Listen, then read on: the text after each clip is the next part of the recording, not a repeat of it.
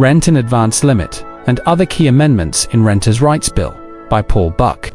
The Renters' Rights Bill, which recently concluded its passage through the House of Commons on the 14th of January, 2025, has now moved to the House of Lords for further scrutiny. While the bill introduces several measures aimed at protecting renters, it has also sparked concerns within the housing sector. Notably, the UK government has resisted calls to reinstate fixed-term tenancies and has excluded provisions for minimum EPC standards, which will instead be addressed in a separate consultation by the Department for Energy Security and Net Zero. Striking a balance between tenants and landlords, Property Mark has been actively campaigning to ensure the bill strikes a fair balance for both tenants and landlords.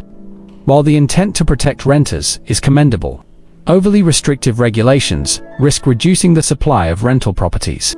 This, in turn, could drive up rental prices and make it even harder for people to secure affordable housing.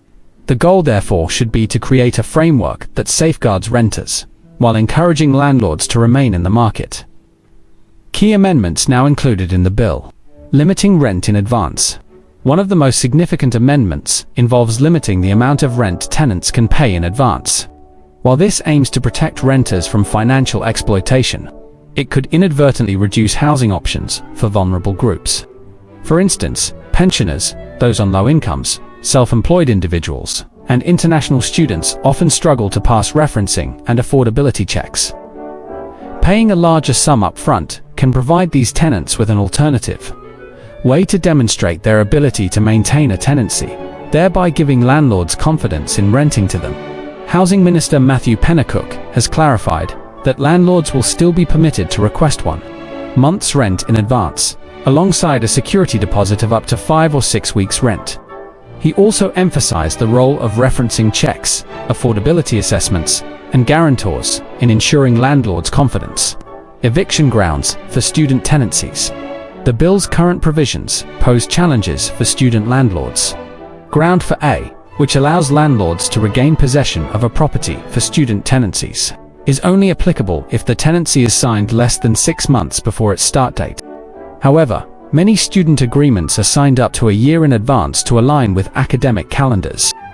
If landlords cannot rely on ground for arrear, it could disrupt their ability to prepare properties for the next academic year, potentially reducing the availability of student accommodation. Moreover, the restriction does not apply to 1- and 2-bedroom properties rented to students, creating further uncertainty for landlords and potentially decreasing the supply of student housing in university towns. Landlord fees to fund Ombudsman.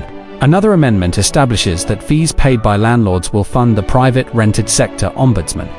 This aims to provide both renters and landlords with access to a fair and effective dispute resolution service. Guarantors' liability after tenant death.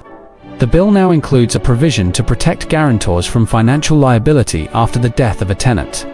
Housing Secretary Angela Rayner has highlighted that this measure will safeguard guarantors, often family members, from financial hardship during a period of grief. Private rental sector database. A mandatory registration scheme for landlords has been introduced, requiring detailed information about landlords and their properties. This includes names, contact details, any enforcement actions, and previous eviction notices. Registration fees will be paid by landlords, ensuring the scheme is self-funding. Home adaptations for disabled tenants. Although a proposal regarding home adaptations for disabled tenants was withdrawn before the vote, assurances have been given that it will be revisited at the next stage.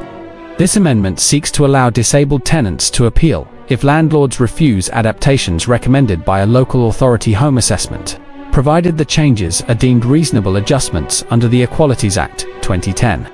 Examples of such adjustments include installing ramps, grab rails, or motion-activated lighting. Conclusion. As the Renters' Rights Bill progresses to the House of Lords, it remains a contentious piece of legislation. While it introduces important protections for tenants, the potential for unintended consequences must not be ignored. Balancing the needs of tenants and landlords is crucial to ensuring the private rental market remains viable and accessible for all. We will keep you appraised of all updates as and when they happen.